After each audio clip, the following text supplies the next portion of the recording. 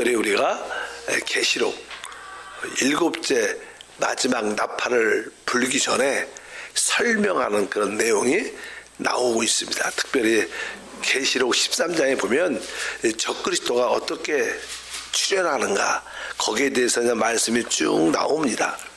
우리 13장 다시 한번 1절을 어제 읽었지만, 내가 보니 바다에서 한 짐승이 나오는데 뿔이 열이요 머리가 일곱이라.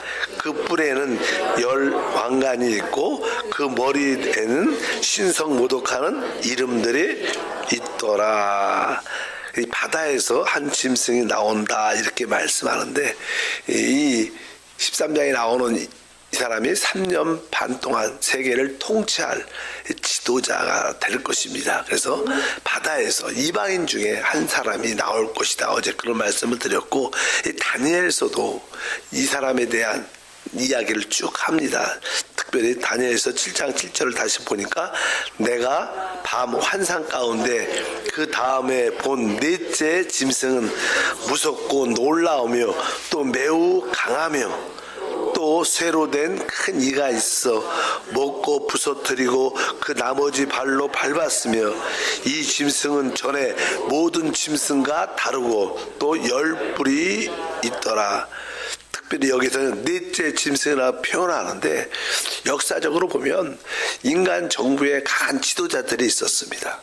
알다시피 우리가 바벨론은 또 이렇게 느부갓네살이라는 왕이 있었고, 우리가 메데 페르시아 왕이 있었고, 그 다음에 한편적으로 그리스 헬라 제국의 우리 알렉산더, 그 다음에 로마 제국이라는 네 개 큰 짐승, 하나님을 특별히 대적하고 반대하는 그런 것을 인간 정부에 대한 설명을 쭉 합니다.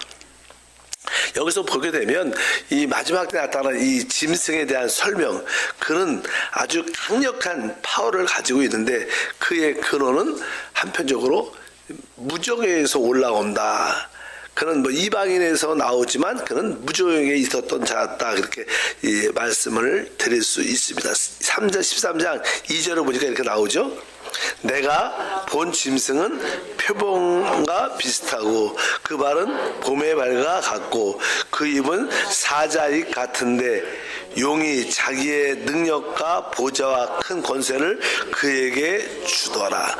용은 사단을 말하죠. 근데 그의 이 적그리스도의 짐승의 이 모습을 보니까 표범 같다. 그래서 보통 우리가 헬라의 그리스의 알렉산더 이 왕을 비유할 때 아주 짧은 시간에 세계를 정복하게 돼요. 짧은 시간에. 그래서 아주 날렵하다는 그런 의미로서 이 다니엘서에 보면 표범이라고 표현을 많이 합니다. 그래서 그 나라, 그 다음에 또 그 발은 공 같다. 아주 메데아 페르시아 제국의 강력한 파워, 이렇게 설명을 내가 쭉 다니엘서에 나옵니다. 그러니까 그 강한 것들은 다 가지고 있는 뒤에 보니까 그 입은 사자입 같은데, 이렇게 말하면 그 입은 사자 같다. 그래서 우리가 바벨로니아의 알렉산더 대왕 같은 경우에 바로 그러한 강력한 그런 능력을 갖고 있었던, 그러니까 지금까지 모든 인간 정부의 최고의 지도자들을 모두 종합해 갖고 그거보다 더 강한 마지막 적그리스도의 모습은 그렇게 될 것이다. 그래서 그 이유는 용이 자기 능력과 보좌와 큰 권세를 그에게 준다고 말씀을 하고 있습니다. 이제 그가 어떻게 그렇게 나타나는가? 3절에 보니까 나오죠. 그의 머리 하나가 상하여 죽게 된 것 같더니 그 죽게 된 상처가 나오매 온 땅이 놀랍게 여기어 짐승을 따르고, 여기 보면 이제 그가 어떤 상해를 입게 되는데 우리가 상하여 죽게 된 것 같더니 그가 상처가 나오면 이렇게 살아났다. 아마 테러인지 어떤 사건을 통해서 그 유명한 그 지도자가 많은 사람들의, 그래 우리가 요즘에도 잘 어떤 트럼프 같은 경우에도 이렇게 테러를 한번 당하고 총알이 살짝 지나갔다 그런 얘기를 옛날에 한번 들었잖아요. 그런 이야기가 있는 것처럼 어쩌든지 유명한 그 세계 지도자가 될 사람들이 한번 테러를 당하는데 그 죽었다고 하는 매스컴이 워낙 잘 되니까. 근데 그가 상처가 나면서 살아나게 됩니다. 그러니까 저 사람은 정말 놀랍다. 이런 이야기를 하면서 많은 사람들이 특별하다. 그런 이야기를 하면서 그를 따른다. 짐승을 놀랍게 여겨서 온 땅이 놀랍게 여겨 그를 따른다. 이렇게 말씀합니다. 그때부터 이제 사실 사단의 영이 그에게 이제 주입되죠. 들어가면서 이제 그가 특별히 이 땅에 남아있는 하나님 백성들을 완전히 핍박하는 3년만 동안 자기의 통치를 갖게 되는 전 3년만 동안 평화롭게 모든 나라들과 평화롭게 지내지만 그 사건 중심으로 해서 그가 달라지는 모습을 갖게 됩니다. 그래서 4절과 5절에 용이 짐승에게 권세를 주므로 용에게 경배하며 짐승에게 경배하여 이르되 누가 이 짐승과 같으냐 누가 능히 이와 더불어 싸우리요 하더라. 또 짐승이 가장되고 신성모독하는 말하는 입을 받고 또 42달 동안 일할 권세를 받으니라. 이 42달은 바로 여기서 나오는 3년 반을 말합니다. 그 이후에 3년만 동안 이 강권적인 철권 통치를 통해서 이 세상을 다스리게 되는 어떤 누구들도 이 사람을 견딜 수 없다. 그 능력을 봐라. 그 어떠한 지혜를 봐라. 그 모든 것을 봐라. 막 그러면서 모든 온 땅이 그를 따르게 되는 그런 사건. 한편적으로 우리 참된 우리 믿는 자들은 대환란, 핍박을 받는 그런 시간이 되게 됩니다. 6절과 7절 계속 읽어보니까 짐승이 입을 벌려 하나님을 향하여 비방하되 그의 이름과 그의 장막 곧 하늘에 사는 자들을 비방하더라. 또 권세를 받아 성도들과 싸워 이기게 되고 각 족속과 백성과 방언과 나라를 다스리는 권세를 받으니 그가 이제 자기가 하나님이라는 이름을 내기 때문에 진짜 하나님을 믿는 진짜 하나님에 대해서 비방하고 뭐 하나님이 어디 있느냐 우리가 진짜 우리 인간의 삶을 회복할 수 있다는 그런 강력한 그런 메시지를 가지고 하나님도 비방하고 또 성도들과 싸워도 참된 믿는 사람들은 믿음을 지키지 않습니까? 그들과 싸워 결국 그들을 다 이겨버리는 그런 권세를 갖게 된다 이렇게 말씀을 합니다. 결국은 이 하나님을 믿는 사람들이 이 땅에 남아있을 때 그들을 중심이 그냥 이스라엘이겠죠. 이스라엘에 참된 믿는 이스라엘 중에서 전체가 그렇지 않지만 이스라엘 중에서 참된 믿는 자들이 그것을 반대하지만 결국 그의 군대를 일으켜서 그들의 군대들과 함께 큰 전쟁을 일으키게 되는 계속 그냥 아마겟돈 전쟁이 그 사이에 일어나는 그 설명을 쭉 하죠. 그 주도적인 역할을 적그리스도가 하게 되기 때문에 거기서 말씀을 합니다. 이제 8절과 10절에 좀 자세하게 나오죠. 죽임을 당한 어린 양의 생명책에 창세 이후 이름이 기록되지 못하고 이 땅에 사는 자들은 다 그 짐승에게 경배하리라. 누구든지 귀가 있거든 들을지어다. 사로잡힐 자는 사로잡힐 것이요 칼에 죽는 자는 마땅히 칼에 죽을 것이니 성도들의 인내와 믿음이 여기 있느니라.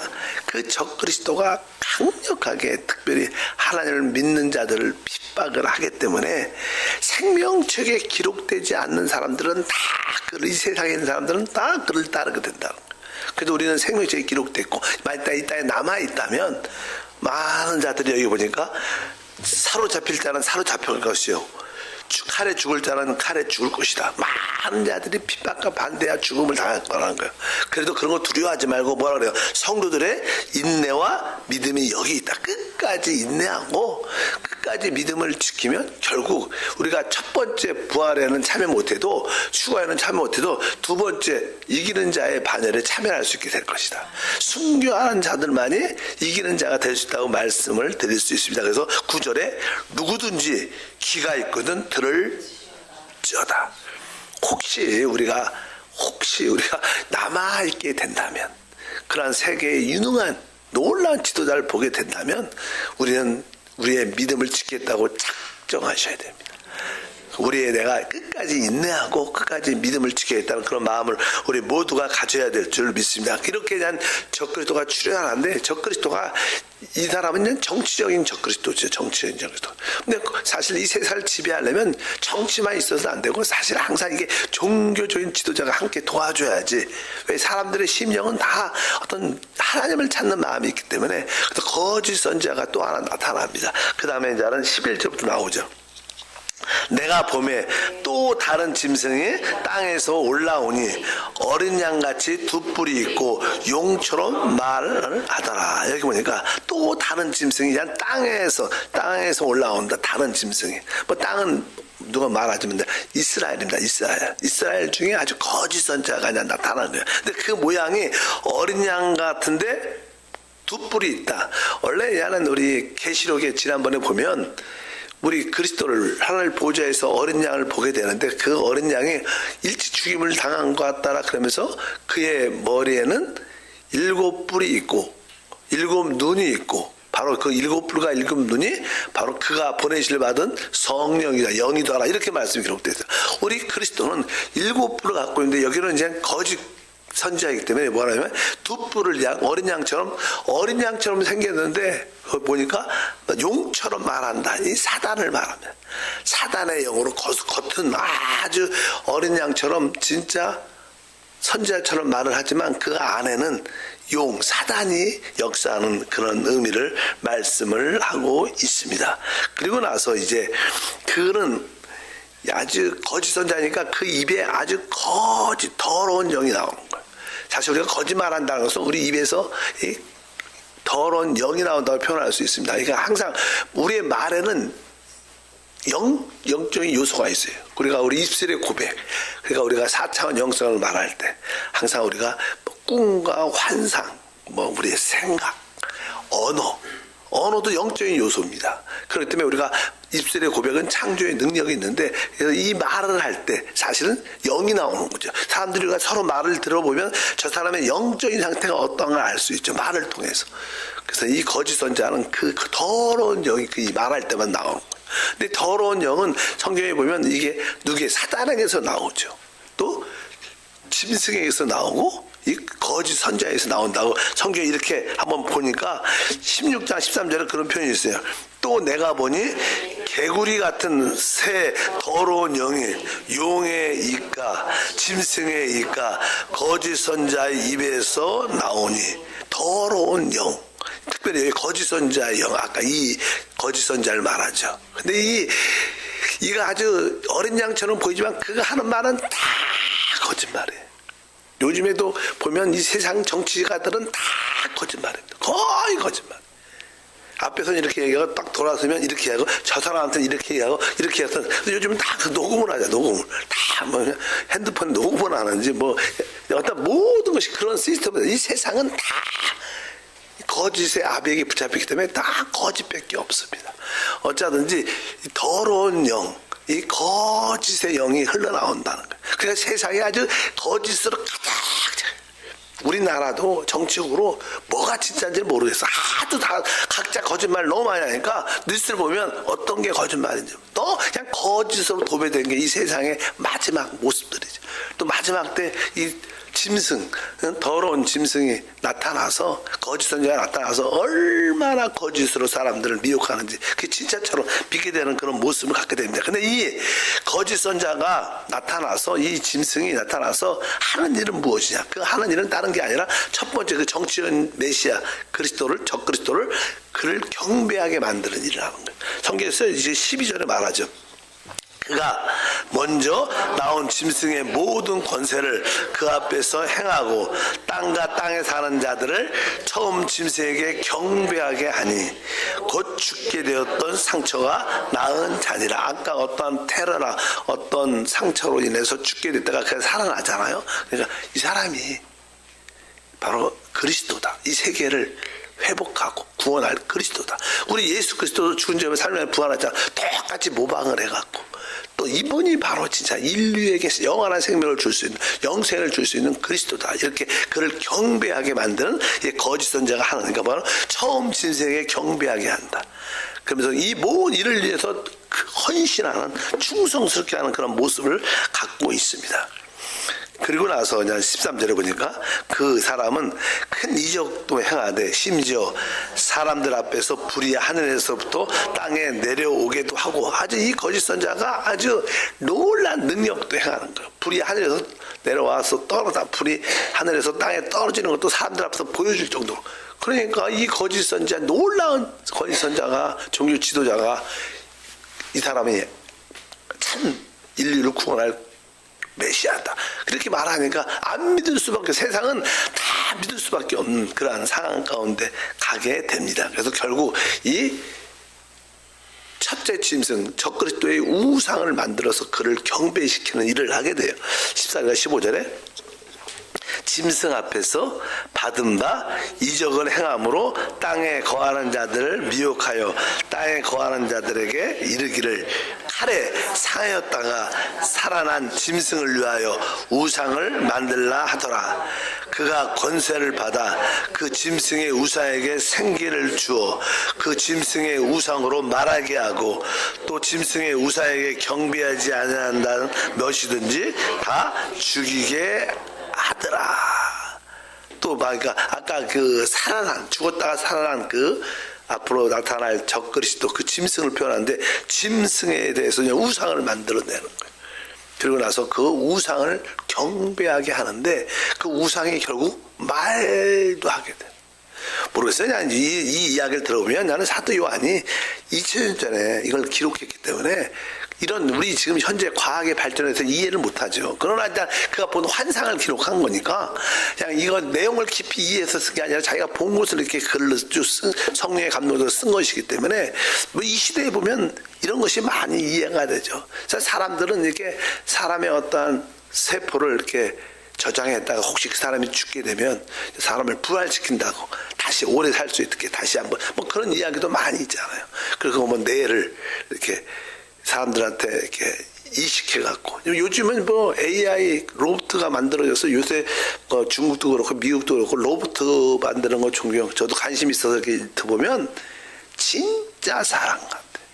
그리고 말을 진짜 사람보다 더 잘해. 말도 이쁘게도 잘하고.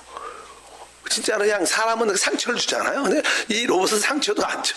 그리고 그냥 이렇게 겉모습은 참 이렇게 남자는 아주 핸섬하게 여자는 아주 이쁘게 딱 만드니까 매력도 있어. 사실 사람이 이렇게 눈이 항상 안목에 정욕이 있기 때문에 그렇게 아주 날씬하게 그렇게 다 만들었기 때문에 그 사실 이렇게 보면 로봇이 AI가 말해야 안 해요. 해야죠. 최고의 그냥 AI 로봇을 진짜 그 사람을 대신해서 그 사람의 뭐 세포를 유전자를 위해서 만들었대 그렇게 만들어갖고 말도 하니까 이 사람이 복제된 거죠. 이 사람이 진짜 뭐예요? 모두 AI 기능 다 갖고 있어요. 이 사람이 사실 최고의 하나님이 되는 거예요. 요즘엔 사실 뭐 대학 다닐 필요도 왜 그냥 AI 챗GPT로 다 하면 다 나와요. 굳이 요즘은 대학을 가서 공부할 의미가 별로 없는 시대가 됐어요. 별 중요하지 않죠. 뭐 다 하이 클래스에 안 그러겠지만 그것을 만들어내는 어쨌든 여기니까 우상에게 생기를 주니까 말도 처음으로 지금까지 역대로 우상들이 말한 적은 없어요. 뭐 어떤 부처를 만들고 뭘 만들고 금을 만들고 뭐 말을 못하죠. 근데 지금 뭐예요? 드디어 그런 로봇 같은 걸 보면 그것도 하나의 우상이니까 그걸 뭐예요? 그건 말도 하고 모든 걸 또 전능하기도 하죠. 다 알아. 모든 걸 뭐 질문하면 다 알잖아요. 보통 시대가 아니에요. 아마 그런 시대가 다 된 것 같아요. 그러면서 최고의 AI와 로봇이 결합돼 갖고 진짜 사람 형상을 갖고 모든 것을 통제하는, 인류를 이 세상을 통제하는 그런 시스템, 그를 경배하라. 이가 곧 우리의 하나님이다. 인류를 구원할 때다. 그러면서 경배하지 않는 자는 다 죽인다. 이렇게 말씀을 쭉 하고 있습니다. 그리고 나서 뒤에 보면 뭐 이런 적그리스도에게 사단의 영이 들어가는데 뭐 이 사람이 누구냐 막 이런 얘기가 많아요. 그래서 아까 그 정치적인 적그리스도는 아마 네로의 영을 가진 자였다. 네로에게 사단의 영이 들어가서 네로가 강한 자가 됐고, 또 한편적으로는 거짓 선자는 뭐 우리 주님을 배반했던 뭐 누구예요? 유다가 죽었는데 유다에게 들어갔던 거짓 영이 다시 아까 거짓 선자에게 와서 그들이 하나가 돼서 하나님을 대적하는 그런 모습들. 16절부터 18절 다시 한번 읽겠습니다. 그가 모든 자 곧 작은 자나 큰 자나 부자나 가난한 자나 자유인이나 종에게 그 오른손이나 이마의 표를 받게 하고 누구든지 이 표를 가진 자 외에는 매매를 못하게 하니 이 표는 곧 짐승의 이름이나 그 이름의 수라. 지혜가 여기 있으니 총명자는 그 짐승의 수를 세어보라. 그것은 사람의 수니 그의 수는 666이라. 여기에 보니까 어떠한 이 모든 사람에게 손이나 이마의 표를 받게, 종의 오른손이나 이마의 표를 받게 해서 이 표를 갖지 않은 자는 매매를 못하게 한다. 그러니까 사실 모든 것이 이제는 통제 시스템 안에 들어가게 되는 거죠. 뭐 그런 얘기는 우리가 많이 들어봤기 때문에 짐승의 표 666. 그러니까 앞으로도 이 세계가 그냥 단일 통화가 되기가 쉽죠. 요즘에 뭐 우리가 관심이 별로 없지만 이제 한국 원화도 되게 이제는 문제가 많이 생길 거고 어떤 분들은 이렇게 달러로 통일될 거다. 그때가 그 스테이블 코인으로 모든 것이 통일될 거다. 이런 생각을 극단적으로 하시는 분도 있는데 뭐 그것도 그 일리가 어떻게 보면 있어요. 어떤 단일 화폐가 되죠. 단일 화폐. 또 아까 단일 정부. 그러면서 우리가 소위 말하는 그런 어떤 스테이블 코인 이런 것 시스템이 되면 모든 것이 다 통제되게 되어 있습니다. 모든 것이 손 안에 있게 되죠. 블록체인을 위해서 우리가 어떻게 쓰고 모든 것이 그런 표를 또 갖게 되면 이제 전 세계가 하나의 투표로 사용되는 그런 모습에 대한 모습을 갖게 되는데 그건 우리가 이 시대에 보면 자꾸만 이렇게 그런 쪽으로 깨어있는 사람들은 이런 말들이 이해가 가기 쉬운 말들이 그 당시에 이해가 안 됐지만 모든 시스템이 이제는 통제되는 그런 시스템이 훨씬 더 중요하죠. 만약에 이 정부에서 최고의 지도자가 허락하지 않으면 기본적인 사고팔 수 있는 생활이 일상적인 생활이 될 수가 없는 겁니다. 이렇게 이제는 통제를 하게 되겠다. 이렇게 돼갖고 그 짐승에서는 일단은 666이다.